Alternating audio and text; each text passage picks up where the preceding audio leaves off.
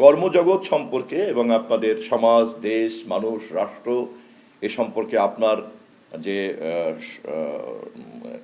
Relevancy, প্রাসঙ্গিকতা, engagement এবং এর সঙ্গে জড়িত আপনার যে বৈষয়িক জীবন, ব্রেড অ্যান্ড বাটার, সম্মানজনক জীবনযাপন করা, সংসার, ধর্ম, সন্তান, তার যে একটা অর্থনৈতিক পরিকল্পনা, এই পুরো ব্যাপারটা সম্পর্কে আপনার নিজের কাছেই একটা পরিচ্ছন্ন এবং স্পষ্ট পরিকল্পনা থাকা উচিত, রাখা উচিত, এবং নিশ্চয়ই আপনাদের তা আছে। আমি এই বিষয়ে খুব বিনীতভাবে আপনাদেরকে স্মরণ করিয়ে রাখলাম। যত বেশি পরিচ্ছন্ন থাকবে এই বিষয়টি, তত বেশি আপনার প্রতিভা থেকে সমাজ বঞ্চিত হবে না। আর মন্ত্রী হিসেবে আমি খুব ভালো ভালো কথা বললাম, বড় বড় কথা বললাম, কিন্তু এই কাজ করার দায়িত্ব কি আপনার একার? উপকার পাবে সমাজ, উপকার পাবে রাষ্ট্র, উপকার পাবে সভ্যতা। মন্ত্রী সাহেব এবং রাষ্ট্র বা অন্য সে রাষ্ট্র খুব বড় বড় বক্তৃতা দিয়ে চলে গেল, বাস্তবে কি হবে আপনার? সেখানে আমি খুব বিনীতভাবেই স্বীকার করছি যে এ ব্যাপারে রাষ্ট্র এখনো অনেক বেশি কম মানবিক। আমি আরো খারাপ শব্দ ব্যবহার করলাম না, খুব ডিপ্লোম্যাটিক টার্ম ব্যবহার করলাম। আমি বললাম যে রাষ্ট্র এ ব্যাপারে এখনো কম মানবিক।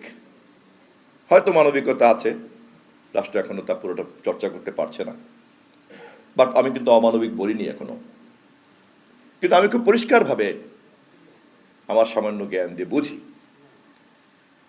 অনেক কিছুই করা যেত যা করা হয়নি আপনাদের জন্য, অনেক কিছু করার ছিল যা করা হয়নি আপনাদের জন্য।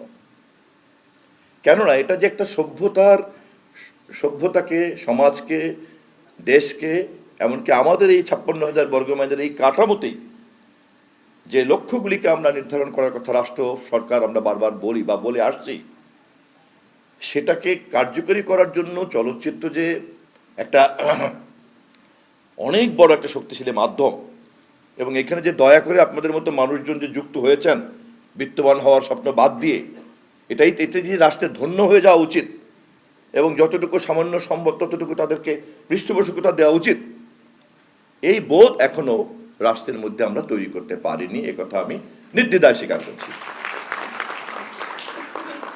এবং বিনীতভাবে বলছি যে এই বিষয়টি বর্তমান মন্ত্রী হিসেবে আমি যেহেতু বুঝি, ফলে রাষ্ট্রের সর্বোচ্চ ক্ষমতা কতটুকু আছে তা হয়তো আপনাদের জন্য সীমিত, কিন্তু আমি অবশ্যই বের করব যে আপনাদের জন্য সর্বোচ্চ রাষ্ট্র কতটুকু করতে পারে। আইন, বিধি এবং কানুন দ্বারা নির্ধারিত সেই সর্বোচ্চ সুযোগ যা রাষ্ট্র কক্ষিগত করে রেখেছে, আমি অবশ্যই তা আপনাদের জন্য উন্মুক্ত করব। এই সম্মেলনের মধ্য দিয়ে আপনারা যে পরবর্তী রোডম্যাপ তৈরি করবেন বাংলাদেশের চলচ্চিত্র আন্দোলনের জন্য, সেই রোডম্যাপ শুধু চলচ্চিত্র আন্দোলনের না করে সেটাকে চূড়ান্তভাবে সমাজ পরিবর্তনের আন্দোলনে আপনারা রূপান্তরিত করবেন, এই আস্থা আমার আছে। এবং সমাজ পরিবর্তনের এই কথাটা কোনো নির্দিষ্ট আদর্শের প্রোপাগান্ডা না। আমাদের খুব করুণ অভিজ্ঞতা আছে গত 50 বছরে, চমৎকার চমৎকার শব্দ, কখনো সমাজতন্ত্র, কখনো ধর্ম, কখনো অমুক, কখনো তমুক। খুব নেপথ্যে দেখা গিয়েছে কোনো না কোনো একটা গোষ্ঠী রিমোট নিয়ে বসে আছে এবং সে সকল মাধ্যমকে তার প্রোপাগান্ডা মেশিন বানাতে চায়। মুখে বলছে সমাজ, মুখে বলছে রাষ্ট্র, মুখে বলছে সভ্যতার কথা, আসলে সে একটা গোষ্ঠী আদর্শের নামে সে একটা চিন্তাকে আরোপিত করার জন্য এই মাধ্যমকে ইনস্ট্রুমেন্ট হিসেবে ব্যবহার করতে চায়।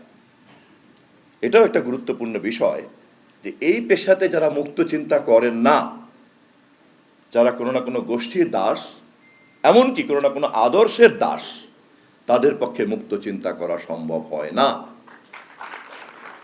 আমি সর্বশেষ আপনাদের প্রতি এই আহ্বান রেখে আপনাদের এই মহতী সম্মেলনের শুভ উদ্বোধনী ঘোষণা করছি।